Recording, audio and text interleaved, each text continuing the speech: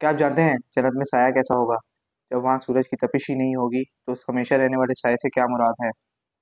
اور اللہ تعالیٰ نے اس سائے کی لذت کو دنیا کے کس خاص وقت سے تشبیہ دی ہے؟ اور اللہ تعالیٰ نے پرہیزگاروں کے لیے کیا کیا انعامات تیار کر رکھے ہیں؟ السلام علیکم، آپ دیکھ رہے ہیں گفتگو ایمان قرآن، جہاں ہم قرآنی دستان اور احکام کو اعلیٰ حضرت کے ترجمے اور قرآنی تفسیر کے ساتھ سمجھتے ہیں۔ پھر پینسل اور نوٹ اپنے پاس رکھ لیجئے اور قرآن بھی کھول لیجئے تاکہ اہم بات یا دل جلانے والا واقعہ ہو تو اسے نوٹ کر سکیں۔ تو آئیے شروع کرتے ہیں آج کا روحانی سفر کنز ایمان کے ساتھ۔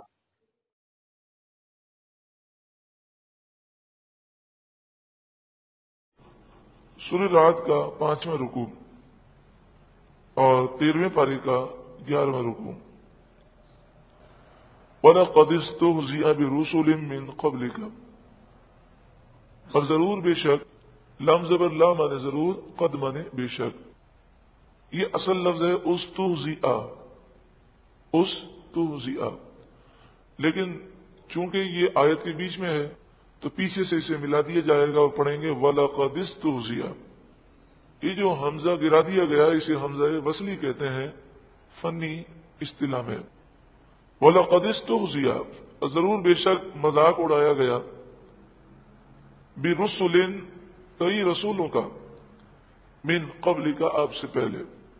اے محبوب، آپ ان کی حرکتوں پر رنج نہ کریں، آپ سے پہلے بھی رسولوں کے ساتھ ایسا ہی کافروں نے سلوک کیا ہے، اور قرآن مجید فرقان حمید قیامت تک آنے والے ہر دیندار شخص کو پیغام دے رہا ہے کہ اے بندے، لوگ اگر تیرا مذاق اڑاتے ہیں، سنتوں پر تم عمل کرتے ہو، رسول اللہ صلی اللہ علیہ وآلہ وسلم سے محبت کا تم دم بھرتے ہو، دین کی تم بات کرتے ہو، تو سیکولر ذہن کے لوگ، لادینی ذہن کے لوگ، انگریزی تہذیب سے متاثر لوگ تمہارا مذاق اڑاتے ہیں، تو اے دین کا کام کرنے والوں، تم رنجیدہ نہ ہونا۔ جب کافروں نے اور گناہ گاروں نے انبیاء کا مذاق اڑایا تو میں اور آپ کیا حیثیت رکھتے ہیں؟ تو یہ لوگوں کی عادت ہے۔ ہمیں اپنے مشن سے ہٹنا نہیں چاہیے، ہمیں اللہ رب العالمین کو راضی کرنے کے لیے کام کرنا ہے، اور نصیحت ہمیں کرنی ہے، دعا بھی کرنی ہے کہ اللہ لوگوں کو ہدایت عطا فرمائے۔ لیکن اگر کوئی مذاق اڑاتا ہے تو پریشان ہونے والی کوئی بات نہیں ہے۔ لوگوں نے انبیاء کا مذاق اڑایا تو اللہ رب العالمین تو اپنے ان بندوں سے پیار فرماتا ہے، تو لہذا ایسے کافروں کو فوراً ہلاک کر دینا چاہیے۔ فَأَمْلَيْتُ، پھر میں نے ڈھیل دی، لِلَّذِينَ كَفَرُوا، کافروں کو مہلت دی، ثُمَّ أَخَذْتُهُمْ، پھر میں نے انہیں پکڑ لیا، اپنے عذاب میں گرفتار کر لیا، پھر انہیں کوئی بچا نہ سکا۔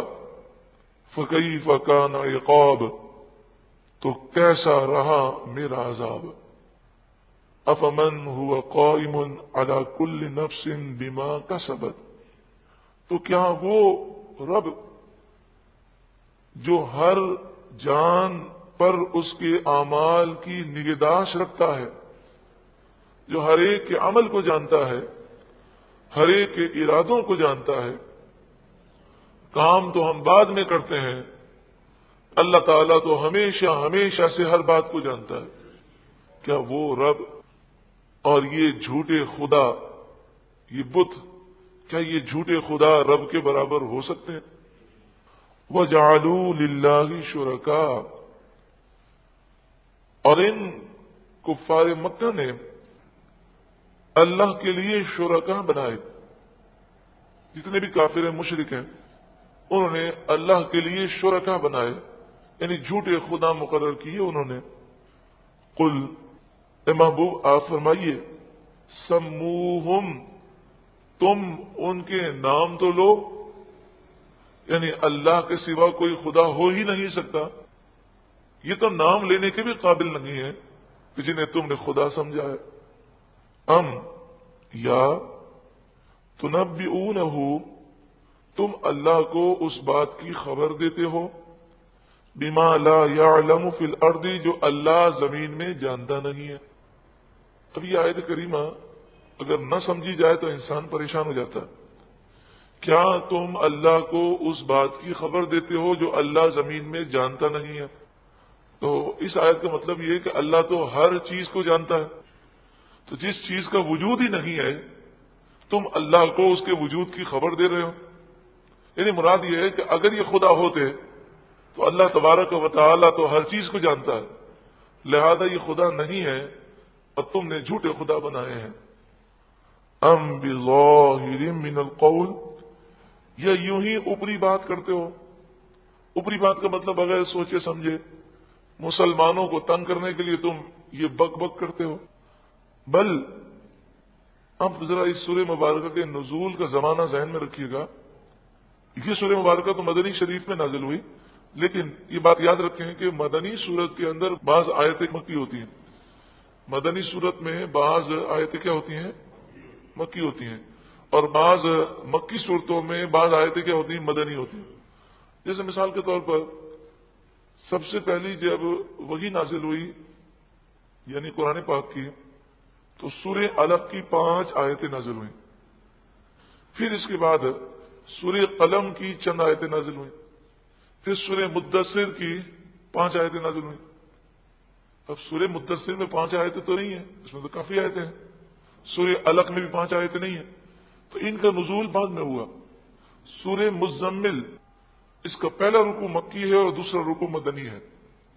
تو ایسا ہوتا ہے کہ بعض آیتیں مکہ شریف میں نازل ہوئیں اور انہیں جو مدنی صورتوں میں رکھا گیا نبی اکرم صلی اللہ علیہ وآلہ وسلم کے فرمان کے مطابق۔ اور یہ بھی ہو سکتا ہے کہ یہ آیتیں مدنی ہوں، لیکن چاروں طرف جو کفر تھا اور شرک تھا، مکہ شریف میں 360 بت نصب کیے گئے ہیں، خانہ کعبہ میں کیے گئے تھے، اور مشرکین ان بتوں کی پوجا کیا کرتے تھے، اسی طرح دیگر قبائل۔ تو یہ آیتیں مدینہ شریف میں ہو سکتا ہے نازل ہوئی ہوں، اور ان آیتوں کے ذریعے خطاب کن سے کیا گیا ہو؟ کفار مکہ سے، یہ ارد گرد کے کافروں سے، تاکہ مسلمان یہ آیتیں لے کر ان کے پاس جائیں اور ان تک یہ پیغام پہنچائیں۔ تو یہاں پر آپ اس ماحول کو اپنے ذہن میں رکھیے گا کہ چاروں طرف کس قدر بت پرستی کی جا رہی تھی، اور پھر ان سے فرمایا گیا ام بظاہر من القول۔ ام بظاہر من القول کا مطلب یہ ہوتا ہے کہ آدمی کو خود بھی پتہ نہ ہو کہ میں کیا بول رہا ہوں، اور وہ بس اوپری اوپری باتیں کرے۔ تو یہ مشرکین مکہ کو خود بھی اس بات کی گہرائی پتہ نہ تھی۔ آج بھی اب ہندوؤں کے پاس جائیں اور ان سے کہیں کہ یہ تمہارا بت جو ہے اس کا نام کیا ہے، تو وہ کہیں گے یہ موت کی دیوی ہے۔ اچھا، اس کی پیدائش کب ہوئی؟ تو یہ کہیں گے کہ فلاں ہمارے پردادا نے اس کو بنایا ہے۔ اس کا نام کس نے رکھا؟ جی ہمارے فلاں پردادا نے رکھا، یہ ہمارا خدا ہے۔ تو اس سے اگر کوئی پوچھے کہ خدا کا تعین تم کرو گے، تمہارے باپ دادا کریں گے، یہ اللہ مقرر کرے گا، تو وہ لاجواب ہو جائیں گے۔ تو یہ تو کوئی بات ہی نہ ہوئی نا کہ تم نے اپنے ہاتھ سے پتھر کی ڈیزائن بنائی، اس کی شکل بنائی، اس کا نام رکھا، اور اس کو عہدہ بھی تم نے اپنی مرضی سے دے دیا، اس کی تمہارے پاس کوئی دلیل نہیں ہے۔ تو وہ اس موقع پر وہ لاجواب ہو جاتے ہیں، ان کے پاس کوئی جواب نہیں ہوتا، اور وہ کہتے ہیں بس ہم نے یہی سنا ہے، ختم۔ لیکن شرک جو ہے یا کفر جو ہے اس کی کوئی بنیاد نہیں ہوتی۔ یہاں پہ فرمایا کیا تم صرف اوپری اوپری باتیں کرتے ہو؟ یعنی تمہارا ضمیر تو خود ملامت کر رہا ہے، تو صرف مسلمانوں کو چپ کرانے کے لیے اسے جواب دیتے ہو؟ بلکہ زین للذین کفروا، بات کس کی ہو رہی ہے؟ مشرکوں کی، لیکن مشرکوں کے لیے لفظ آیا للذین کفروا، اس لیے کہ جتنے مشرک ہیں سب کافر ہیں۔ کفر جو ہے یہ وسیع معنی رکھتا ہے، شرک بھی کفر ہے، اور اللہ کا انکار کرنا یا کسی کو خدا نہ ماننا۔ ایک فرقہ، ایک گروہ یہ بھی پایا جاتا ہے دنیا میں کہ جو اللہ کو یا کسی خالق کو مانتا ہی نہیں ہے، وہ کہتا ہے یہ کائنات خود بخود بن گئی ہے، جسے ہم عام طور پر نیچری کہتے ہیں، جو نیچر کو خدا مانتے ہیں۔ خیر وہ نیچر کو بھی خدا لفظ نہیں کہتے، وہ کہتے ہیں بس یہ نیچر نے بنا دی، خود بخود کائنات چل لگی ہے، تو وہ کافر ہے۔ تو کافر مشرک بھی ہے، یہودی بھی ہے، عیسائی بھی ہے، ہندو بھی ہے، اور جو رسول اللہ کا بے ادب گستاخ ہے وہ بھی کافر ہے۔ جو فرشتوں کا انکار کرے وہ بھی کافر ہے، جو جنت کا انکار کرے وہ بھی کافر ہے۔ تو لفظ کفر جو ہے یہ وسیع معنی رکھتا ہے۔ بل زین للذین کفروا، بلکہ کافروں کی نگاہوں میں خوبصورت بنا دیے گئے مکروہم، ان کے مکر و فریب، یعنی یہ گندے کام یہ اچھا سمجھتے ہیں۔ وصدوا عن السبیل، اور وہ سیدھے راستے سے روکے گئے۔ ومن یضلل اللہ، اور جسے اللہ گمراہ کر دے، فما لہ من ہاد، اسے کوئی ہدایت دینے والا نہیں ہے۔ یہ بھی وہ آیت ہے کہ جس کو نہ سمجھنے کی وجہ سے کتنے لوگ گمراہ ہو گئے۔ درود پاک پڑھ لیجئے۔ جب قرآن یہ فرماتا ہے کہ اللہ جسے گمراہ کر دے اسے کوئی ہدایت نہیں دے سکتا، تو پھر کافروں کا یہ گمراہوں کا قصور کیا ہے؟ اللہ نے گمراہ کیا۔ اس کی معنی یہ ہے کہ جو گمراہی کی طرف جانا چاہے اور اللہ تعالیٰ اس سے ناراض ہو اور اسے گمراہی پر جانے سے نہ روکے، تو پھر اسے کوئی ہدایت نہیں دے سکتا۔ لیکن جب انسان گناہ کرتا ہے مگر اللہ کو وہ ناراض ابھی اس نے کیا نہیں ہوتا، رب کا کرم ہو رہا ہوتا ہے، تو اسے اللہ تعالی ہدایت کا راستہ دکھا دیتا ہے۔ تو وَمَن يُضْلِلِ اللَّهُ سے کیا مراد ہے؟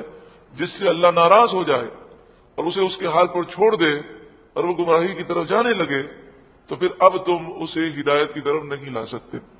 اس کا ہرگز یہ مطلب نہیں ہے کہ کوئی ہدایت کی طرف آ رہا تھا اور اللہ نے اسے گمراہی کی طرف لگا دیا، یہ مراد ہرگز نہیں ہے۔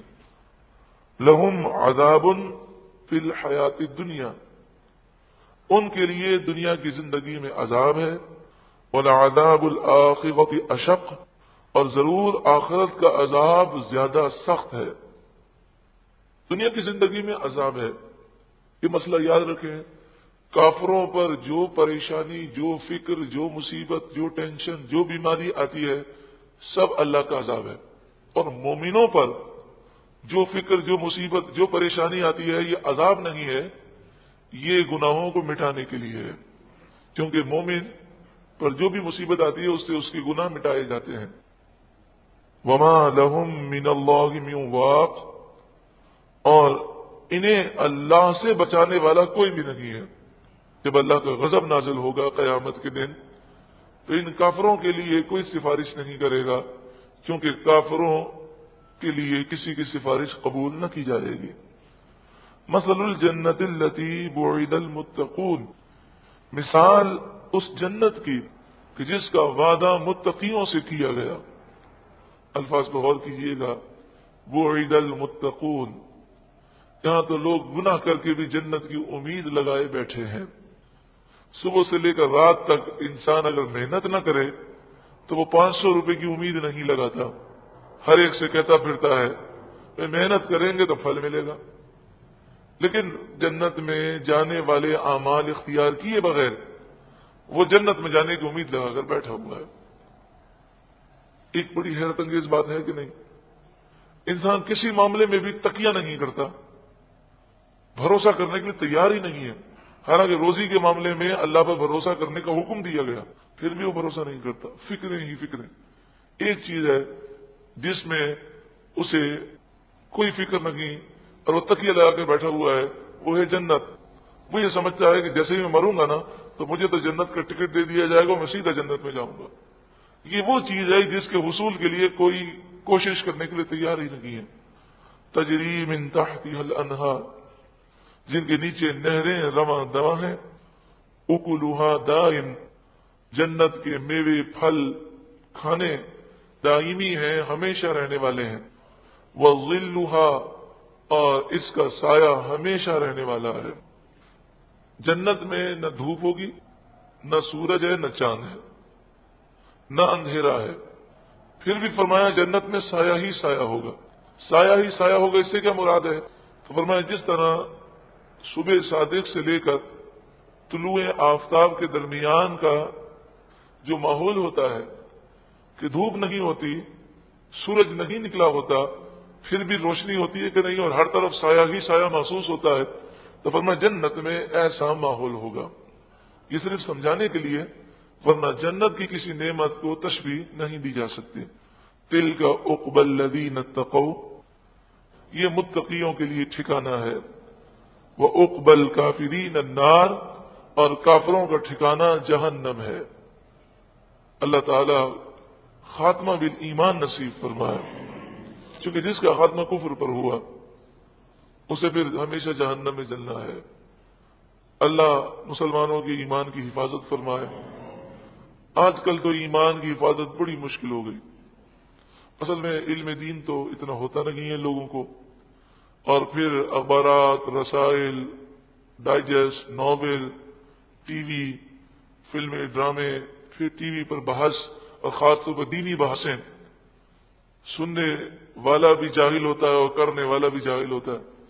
تو جوہلا جمع ہو کر جب بحث کرتے ہیں، ایک تو ڈاکٹر صاحب ہیں، ایک انجینئر ہیں، آپ کہیں گے ڈاکٹر صاحب جاہل تو نہیں ہوتے؟ وہ ڈاکٹر صاحب علم رکھتا ہے ڈاکٹری کی فیلڈ میں، لیکن قرآن و حدیث کا وہ ماہر نہیں ہوتا۔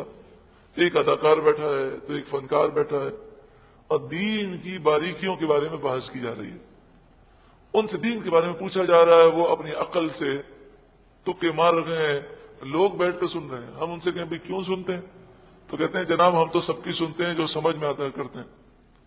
اب اس میں جب سب کی سنتے ہیں تو ان کی سمجھ میں بس اوقات کفر آ جاتا ہے، اور پھر ہوتا یہ ہے کہ وہ کفر بک دیتے ہیں یا سر ہلا دیتے ہیں تائید میں، یہ کہتے ہیں یہ صحیح کہہ رہا ہے، ایمان ہو گیا برباد۔ اب ایمان تو برباد ہو گیا، معلوم ہو کہ میرا ایمان برباد ہو گیا تو توبہ کریں نا اور تجدید ایمان کریں۔ انہیں تو پتہ ہی نہیں چلتا کہ ہمارا ایمان برباد ہو گیا، اسی حال میں مر جائے تو کفر پر ہوا خاتمہ، ہمیشہ ہمیشہ جہنم میں رہنا ہوگا۔ اللہ تعالیٰ ایمان کی حفاظت فرمائے۔ وَعُقْبَى الْكَافِرِينَ النَّارِ، اور کافروں کا ٹھکانہ جہنم ہے۔ وَالَّذِينَ آتَيْنَاهُمُ الْكِتَابَ، اور وہ لوگ جنہیں ہم نے کتاب دی، یفرحون، وہ خوش ہوتے ہیں، بما انزل الیک، اس قرآن کو سن کر جو قرآن آپ کی طرف نازل کیا گیا۔ وَمِنَ الْأَحْزَابِ، اور کچھ گروہ ایسے ہیں، مَن يُنْكِرُ بَعْدَهُ، جو کتاب اللہ کا کچھ حصہ نہیں مانتے، انکار کرتے ہیں۔ قل، اے محبوب آپ کہہ دیجئے، انما امرت ان اعبد اللہ، مجھے تو اللہ ہی کی عبادت کا حکم دیا گیا، ولا اشرک بہ، اور مجھے یہی حکم دیا گیا کہ میں شرک نہ کروں، اللہ کے سوا کسی کو خدا الہ معبود نہ سمجھوں۔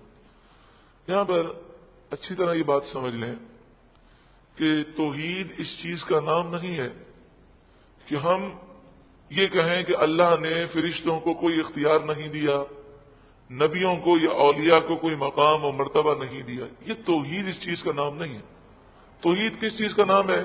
ہم یہ کہیں کہ اللہ نے فرشتوں کو، نبیوں کو، اولیاء کو بڑا مقام و مرتبہ دیا، مگر وہ خدا نہیں، الہ نہیں، معبود نہیں، اور یہ ساری طاقتیں باذن اللہ ہیں۔ دیکھیں عیسیٰ علیہ الصلوۃ والسلام، کوئی عیسائی خدا کہتے ہیں اور کہتے تھے، جب قرآن نازل ہوا اس وقت بھی وہ خدا کہتے تھے، قرآن نے جگہ جگہ ذکر کیا، لیکن پورے قرآن میں آپ دیکھیں قرآن نے عیسیٰ علیہ السلام کی توہین نہیں کی، اور یہ نہیں کہا کہ وہ کچھ بھی نہیں کر سکتے تھے، بلکہ کہا ہاں وہ مردوں کو زندہ کرتے تھے، وہ غیب کی خبریں دیتے تھے، وہ مادرزاد اندھوں کو شفا دیتے تھے، برس کے مریضوں کو وہ شفا دیتے تھے، مگر باذن اللہ، وہ خدا نہیں، الہ نہیں، معبود نہیں، اور ان کی ساری طاقتیں اللہ کے اذن سے ہیں۔ تو یہ ہے توحید خالص۔ توحید اس چیز کا نام نہیں ہے کہ اللہ والوں کی توہین کی جائے یا ان کے مقام و مرتبے کو تسلیم نہ کیا جائے، بلکہ توحید اس چیز کا نام ہے کہ اللہ کے سوا نہ کوئی الہ ہے، نہ خدا ہے، نہ معبود ہے، سب کچھ کرنے والا حقیقی طور پر اللہ ہے، اور اللہ کے نیک بندوں کو اللہ نے بہت اختیارات دیے، مگر اللہ ان کا محتاج نہیں ہے، اور وہ جو طاقتوں کا اظہار کرتے ہیں وہ اللہ کے اذن سے کرتے ہیں، اور اللہ کی مشیت کے بغیر پتہ بھی ہل نہیں سکتا۔ حقیقی طور پر مدد کرنے والا اللہ ہے، فرشتے، انبیاء اور اولیاء ذریعہ اور وسیلہ ہیں۔ یہ عقیدہ ہے خالص توحیدی عقیدہ۔ قل انما امرت ان اعبد اللہ ولا اشرک بہ، آپ فرما دیجئے مجھے تو یہی حکم دیا گیا کہ میں صرف اللہ کی عبادت کروں اور اللہ کے برابر کسی کو نہ ٹھہراؤں، کسی کو خدا الہ معبود نہ سمجھوں، میں شرک نہ کروں۔ الیہ ادعو، اللہ ہی کی طرف میں بلاتا ہوں، وہ الیہ مآب، اور اللہ ہی کی طرف میں رجوع کرتا ہوں، اللہ ہی کی طرف مجھے پھرنا ہے۔ وکذالک، اور اسی طرح انزلناہ، ہم نے نازل کیا، حکمن عربین، عربی فیصلہ، یعنی قرآن یہ فیصلہ کرنے والی کتاب ہے اور اسے ہم نے عربی میں نازل کیا۔ کتنی پیاری زبان ہے عربی، کہ سب سے افضل کتاب عربی میں نازل ہوئی۔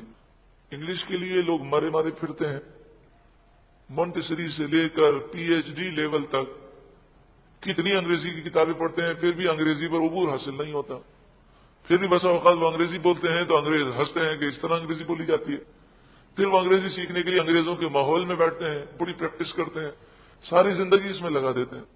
لیکن دنیا کی خاطر اتنی محنتیں ہیں، کاش قرآن کی محبت میں لوگ عربی سیکھنے کی کوشش کریں، کاش قرآن کی محبت میں انہیں عربی سیکھنے کا شوق پیدا ہو۔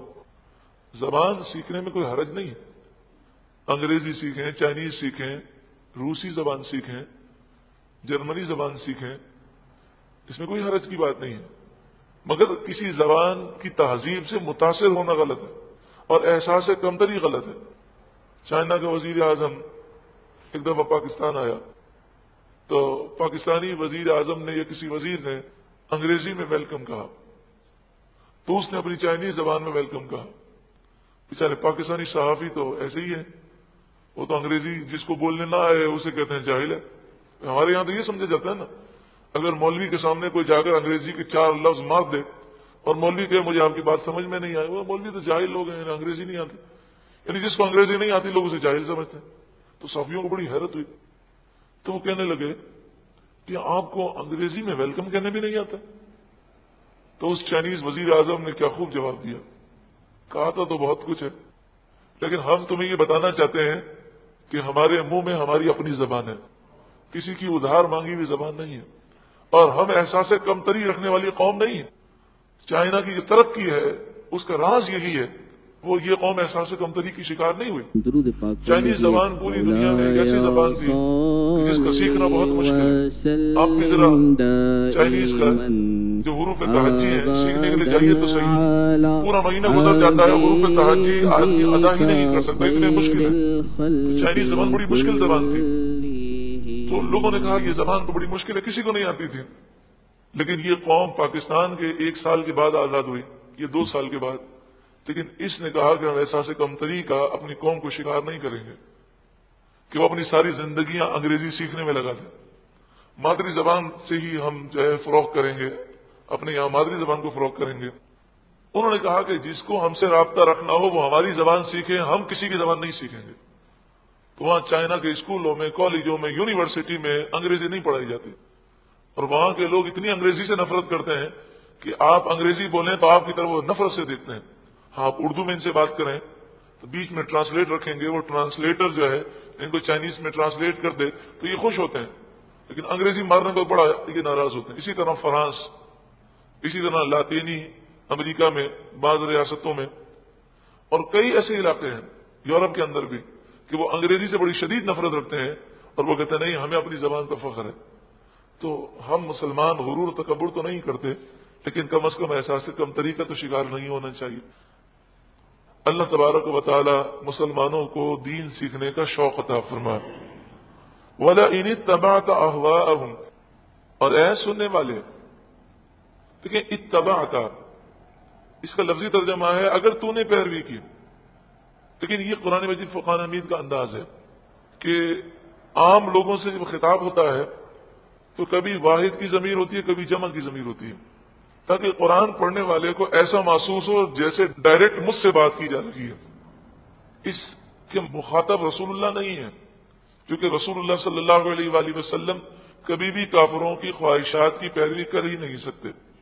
وَلَئِنِ اتَّبَعْتَ أَهْوَاءَهُمْ، اور اے سننے والے اگر تو نے پیروی کی ان کافروں کی خواہشات کی، بعد ما جاءك من العلم، بعد اس کے کہ تیرے پاس علم آ چکا، ما لک من اللہ من ولی ولا واق، تو اللہ کے مقابلے میں اللہ کے عذاب سے بچانے والا نہ کوئی دوست ہوگا اور نہ ہی کوئی واقع بچانے والا ہوگا۔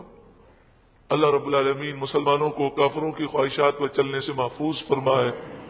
جن لوگوں نے یہ شور مچایا اور کہا کہ توہین رسالت کا قانون یہ کالا قانون ہے، نعوذ باللہ من ذالک، استغفر اللہ، اور کہا کہ یہ بدلنا چاہیے، سوال یہ ہے کہ یہ کس کے کہنے پر اور کن کی خواہشات پر شور مچا رہے تھے؟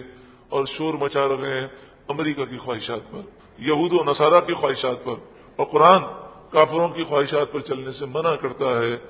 اللہ تبارک و تعالی تمام مسلمانوں کو عقل سلیم عطا فرمائے اور اس طرح کی گفتگو کرنے سے محفوظ فرمائے۔ یہ امریکہ، یہ یہود و نصارہ نہ کسی کے دوست ہوئے ہیں نہ آئندہ ہوں گے، یہ مفاد پرست ہیں، خود غرض ہیں، انہوں نے نہ پہلے کسی کا ساتھ دیا ہے نہ آج دیں گے، نہ یہ کسی کی سیٹ بچا سکے ہیں نہ بچا سکیں گے۔ اللہ کو راضی کرنا چاہیے اور اسی کی کوشش کرنی چاہیے۔ جو رسول اللہ کا سچا پکا غلام ہے اس کی اللہ ضرور مدد فرمائے گا۔ آج کی اس تفسیر میں ہم نے ایک اہم اور نازک بات سیکھی۔ توحید کا صحیح اور ادب والا مطلب سمجھا کہ اللہ کے سوا کوئی معبود نہیں، لیکن توحید کا ہرگز مطلب یہ نہیں کہ ہم انبیاء کرام اور اولیاء کرام کے مقام اور اختیار کا انکار کریں۔ ان کی ہر طاقت اللہ کی عطا سے ہے اور اللہ کی اجازت سے ہے، قرآن سے سننے کے لیے نہیں بلکہ زندگی بدلنے کے لیے ہے۔ آج کی اس تفسیر میں کس بات نے آپ کو سب سے زیادہ سبق دیا؟ نیچے کمنٹس میں ہمارے ساتھ ضرور شیئر کیجیے گا تاکہ دوسروں کو بھی فائدہ ہو۔ اور اگر آپ چاہتے ہیں آپ کو اسی طرح کی ہدایت بری ویڈیوز اور قرآن تفسیر ملتی رہیں تو اس چینل کو سبسکرائب کر کے بیل آئیکن کو دبانا مت بھولیے گا۔ اگلی دفعہ ہم ایک گہری بات سمجھیں گے کہ تقدیر کیا ہے، اللہ تعالیٰ ہماری لکھی ہوئی تقدیر بدل سکتا ہے۔ اللہ تعالیٰ میں قرآن سمجھنے، عمل کرنے کی توفیق عطا فرمائے، آمین۔ درود پاک پڑھ لیجئے۔ مولایا صلی وسلم دائما ابدا علی حبیبک خیر الخلق کلهم۔